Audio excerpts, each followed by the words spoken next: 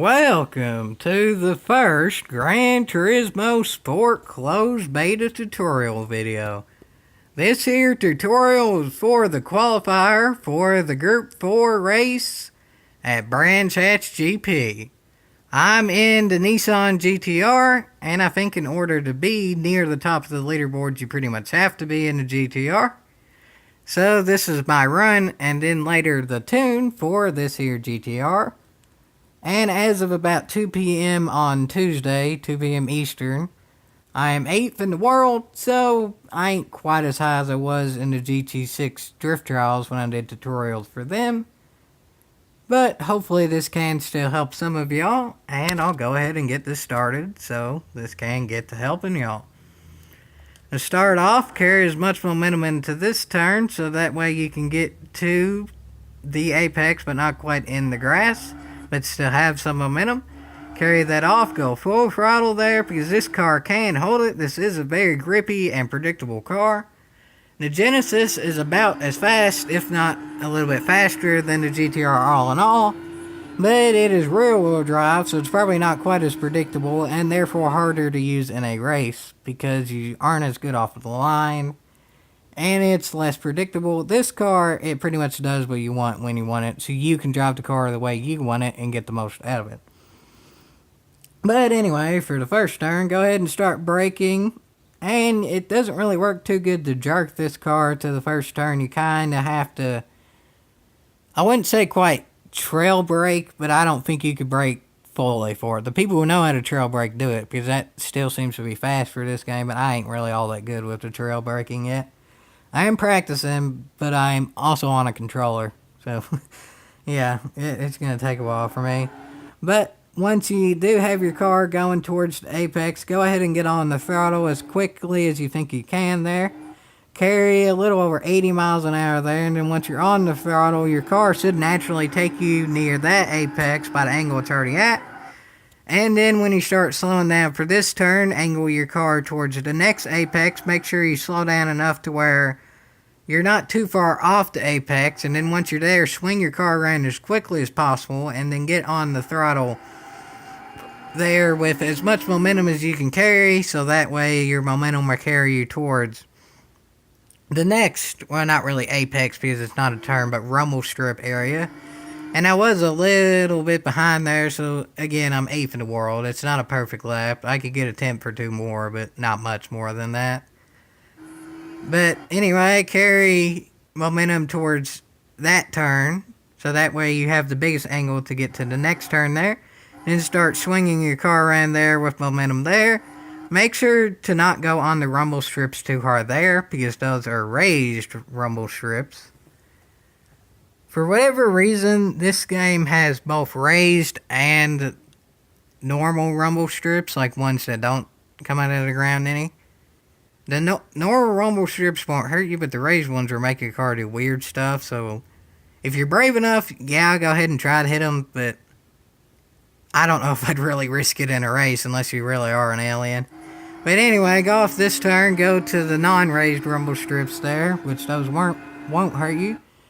And then for the next turn, you can brake later for this turn. You don't have to be on the apex for this one because it's coming out to a long straightaway. So actually, the farther off the apex you are, the more momentum you can carry, because you can swing your car around wider and take more momentum and therefore have a bigger run up to have more speed.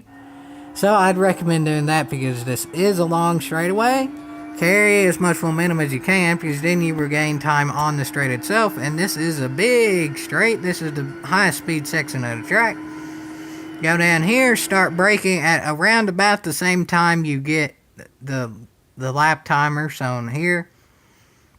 Get up to around 130 or so when you start braking miles an hour. Then go down to about 95 or thereabout. Angle your car towards the apex there. If you're going about 95, you should get it there pretty much perfectly, because that's about the speed you need to go to get to the apex, but nothing more, nothing less. Then once you're on the apex there, go full throttle, and then your car will pretty much carry itself towards that side of the track there, which then you need to turn into here. And this is a portion with non-raised rumble strips, so they're okay to hit. As y'all can see there, they aren't coming out of the ground. So hit them as hard as you want and your car won't really be affected. Because that way you go more on the inside there, you can carry more momentum that takes you to the outside there and then get on that side of the track. So you can carry more momentum, carry that into the next turn there, and then start braking for it. And again, these rumble strips are fine to hit because they are not raised. Go on them as hard as possible. Your car will automatically carry you to the left more, so then position your car after that to the right. So that way you can have a good angle into this turn. This is another braking zone where you want to brake around about the where it shows your time. Go ahead and do that there, and then carry. Well, actually, this turn is kind of relative for momentum, because you kind of do want to carry momentum for this turn, but I've noticed that even if you go into the grass a little bit, your car does a lot of weird stuff, even though it is four-wheel drive. So take this turn with caution, because it's about the end of the lap, and you may not want to risk your lap there to try to gain like half of a tenth or something. So just take that turn as you may. Again, I ran wider there with my Ghost. I was ahead, but on this little short shoot here, I ended up being about tied. So take that turn as you may there. Different situations may call for different lines. And then for this turn, it's pretty much all the same line because the grass doesn't really mess you up too much. Kind of do like as shown in the beginning of the video. Carry momentum there to get your car to the apex, but not too much beyond it. So that way you can have as much momentum as you can off the turn. But unlike going into the start of this lap, instead of going on the outside, go on the inside, so that way you have the shortest path possible to the line. Only do this if you're sure you will get a better lap, because you will not get a good run into the next lap doing this. But if you think this is the best lap you're going to get for this session, go ahead and do it, because that way you can have the best time possible, and then you're across the line. And then hopefully you'll have a good time using the strategies I told y'all. And again, I'm using a controller and automatic transmission, so it may be different for wheel users, manual users, aliens, what have you. But still, I'm me, automatic transmission and controller, and I'm 8th in the world. So if I can get a top 10, I'm pretty sure y'all can do good too. So just keep an open mind and practice until you think you can't go any faster. And maybe, just maybe, once you're to that point, there's not that many people that can go faster than you, if any. If you get to the point where nobody can go faster than you, then you are officially an alien. But anyway, to the tune itself, brakes in the middle, I'm not really sure about the brakes yet in this game. I haven't tested that too much yet. I know for the most part in GT6, what I did was make the brakes more powerful, but in this game it's not a powerful thing, it's a front versus rear, so I haven't really tested that too much yet. But for suspension, I have done a whole heck of a heap of tests on that. And you want the suspension where it's lowest on the front, highest in the rear. I don't really know the correlation for this, I haven't really found a pattern yet, but this does work for this car. And then you want hard suspension, make it as high as possible, which is to the right. And then for dampers and compression and stabilizers, just put it to the number. I think, don't quote me on this, but I think no matter what region you are, I think the numbers for the stabilizers and the damper compression is the same. For the ride height and the spring rate, and maybe camber and toe degrees, not that, just the ride height and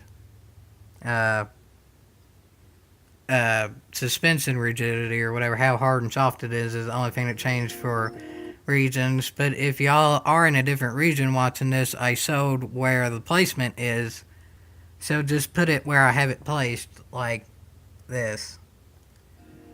Look at the bar and not the numbers. For the downforce, it's max. For the LSD, it's pretty close to max. For everything, where actually just the sensitivity. For everything else, it's the lowest. For sensitivity, it's about halfway for the front and 3/4 for the rear, so you can get a nice run off the turns without the car bogging down. And finally, for the transmission, honestly, it's just the default at 137 miles an hour. So, yeah, it's not the most well thought out tune yet, and it's not the best lap yet. But, again, I'm selling this for as a baseline so y'all can improve on it and tweak it for yourselves. And I'll try to improve on it and tweak it for myself to make it as good as I possibly can to help y'all do as good as y'all can possibly can as well. So I hope y'all enjoyed this and learned some stuff for this. And remember, always practice and always push as hard as you can. Because practice makes, well, perfect in the eye of the beholder. If you think you did perfect, then by all means you did perfect. And as always, yeehaw!